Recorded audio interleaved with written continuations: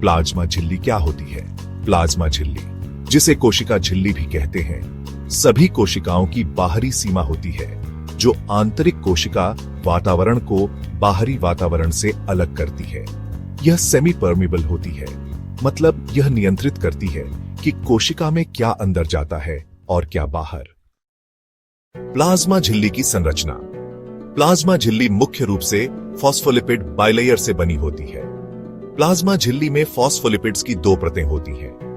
प्रत्येक फॉस्फोलिपिड अणु में एक हाइड्रोफिलिक हेड होता है जो पानी को आकर्षित करता है और फॉस्फेट से बना होता है, और हाइड्रोफोबिक टेल्स होते हैं जो पानी को दूर भगाते हैं और फैटी एसिड्स से बने होते हैं। इन गुणों के कारण हेड्स बाहर की ओर पानी की तरफ और टेल्स अंदर की ओर पानी से दूर एक स्थिर बिलेयर बनाते हैं।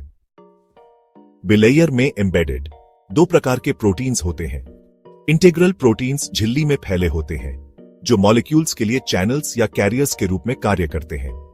पेरिफेरल प्रोटीन्स झिल्ली की सतह से जुड़े होते हैं जो सेल सिग्नलिंग या स्ट्रक्चर को बनाए रखने में शामिल होते हैं। प्रोटीन्स के कार्यों में मॉलिक्यूल्स का transport, enzyme activity, signal reception जैसे हार्मोन्स के लिए receptors, cell to cell recognition और स्ट्रक्चरल सपोर्ट शामिल है।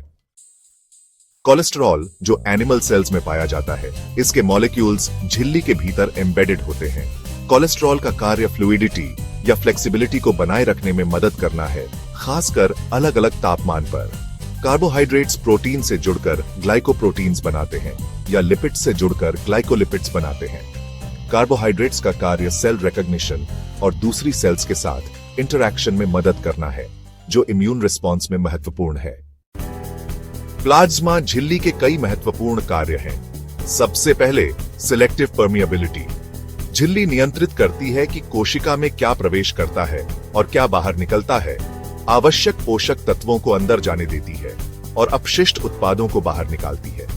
इसके अतिरिक्त यह सेल कम्युनिकेशन में महत्वपूर्ण भूमिका निभाती है। झिल्ली में रिसेप्टर प्रोटीन्स होते हैं जो दूसरी कोशिकाओं से केमिकल सिग्नल्स जैसे हार्मोन्स और न्यूरोट्रांसमीटर्स प्राप्त करते हैं। यह प्रक्रिया विभिन्न सेल्यूलर रिस्पॉन्सेस के लिए सिग्नल ट्रांसडक्शन पाथवेज शुरू करती है। प्लाज्मा झिल्ली का एक और महत्वपूर्ण कार्य ट्रांसपोर्ट मैकेनिज्म्स है।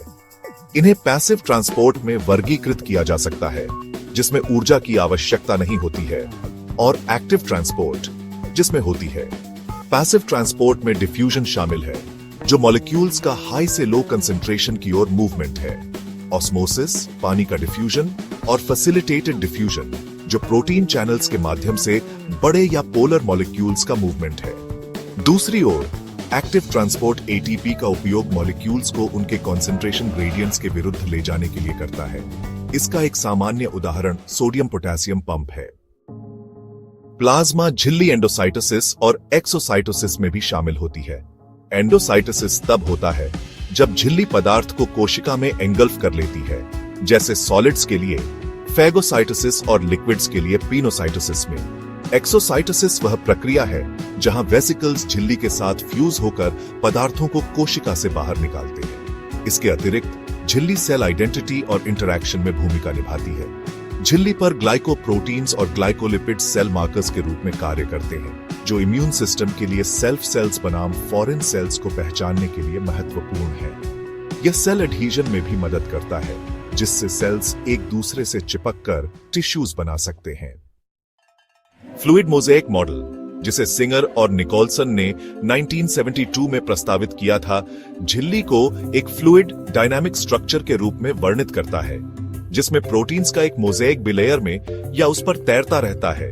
झिल्ली रिजिड नहीं है, यह फ्लेक्सिबल है और लिपिड्स और प्रोटीन्स के लैटरल मूवमेंट की अनुमति देती है।